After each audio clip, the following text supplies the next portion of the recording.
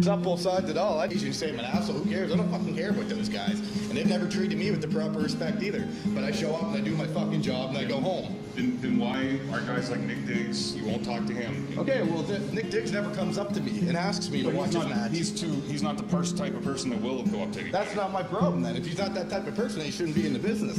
If you're not going to ask people for advice, they're not going to give it to you. You don't get respect that way.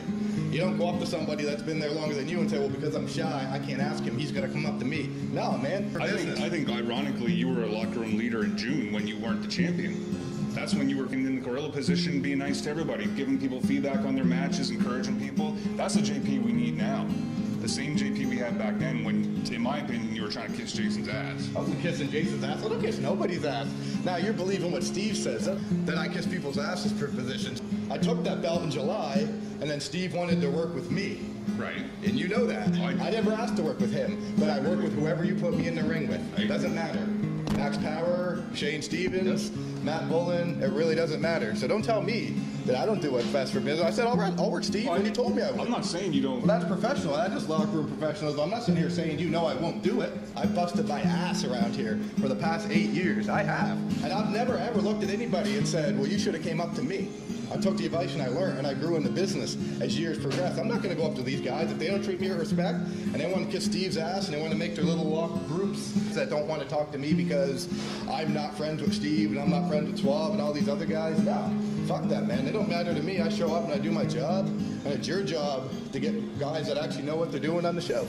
I don't have a horse in this race, so I totally understand where you're coming from with regards to him changing his stance and his story's changing now as we approach the match. So I'm coming to you because he's leaving, regardless of what we do. You're staying.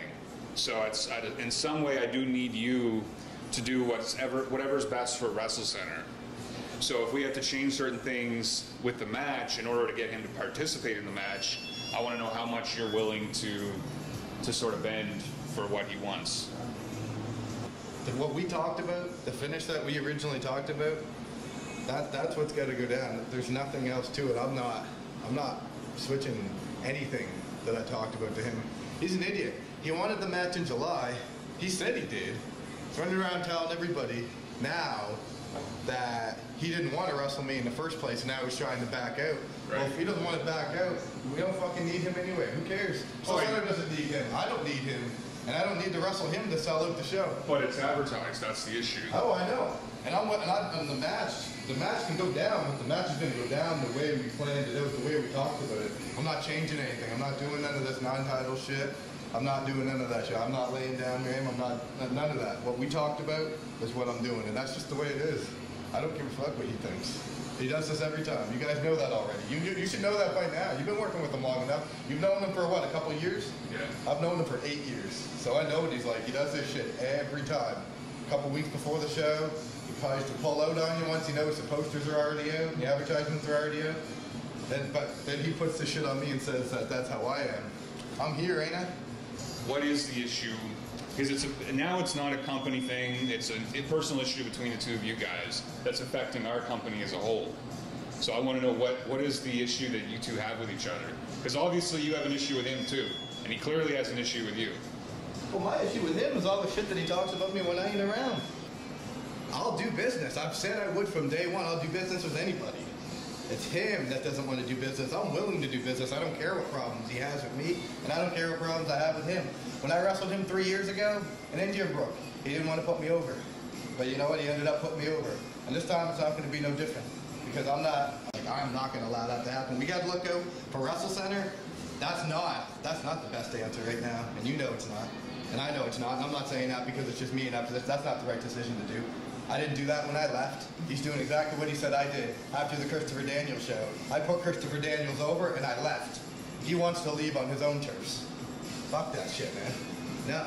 If he doesn't want to do business, then fuck him, man. I agree, fuck him, but I think it's coming from both sides. Because you use leverage just like he does. Once he's advertised on a poster, he's got all the leverage now. He knows if he threatens to back out, we have to adhere to certain demands to get the match in. When you were the champion, you were an asshole backstage. You treated everybody like shit. You treated the locker room like shit. Nobody was allowed in your locker room. You wouldn't agree to certain finishes. You wouldn't agree to look weak in front of certain guys. As soon as you're gone, you kiss Jason's ass because you know he's a mark for you. You pretended in April, you pretended in June that you were this changed person. You stood in the gorilla position all June, patting everybody on the back after their match, pretending you're this changed person. And now as soon as you have the title back, you're the same old JP again. I don't want to turn this into a whole big thing because you and I have already had our discussions and we've gone back and forth, so there's no need to try to heat things back up between the two of us at this point. But Steve, because he said something about that you messaged somebody and said that if he keeps running his mouth, that you'll get some sort of receipt in the ring or something like that. And I don't want this to turn into you fucking him up or him trying to fuck you up. I don't know if you actually even said that, but that's what got back to us, that you made some kind of threat toward him. Well, I heard that he was making some comments about me. I heard he was making some comments about how he was going to shoot at me if I had something to say. So if he wants that, well, that'd be awesome. Waiting years for that to happen. So if he wants to go, but if he does that, we need you to be the professional one and not, partake in that. Because you're the guy staying. You're the one staying. Oh, trust me, I'll be professional. That's all I'm going to say. That's all I'm going to say. But I'll be professional. The finish is going to be exactly what the finish originally was, whether he likes it or not. I don't want to leave this room until we've got a finish. I'm going over him clean. That's that. Unless he can make me lay down for a 3 count. He can't do that. And if he does, I welcome him to try.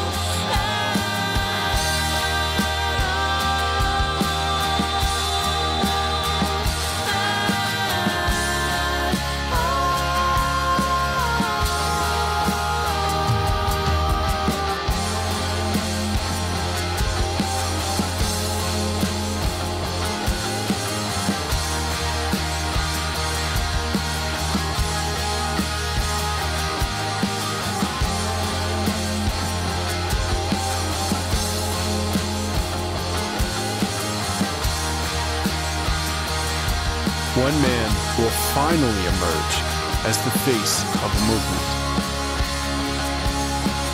The question is, whose destiny is it?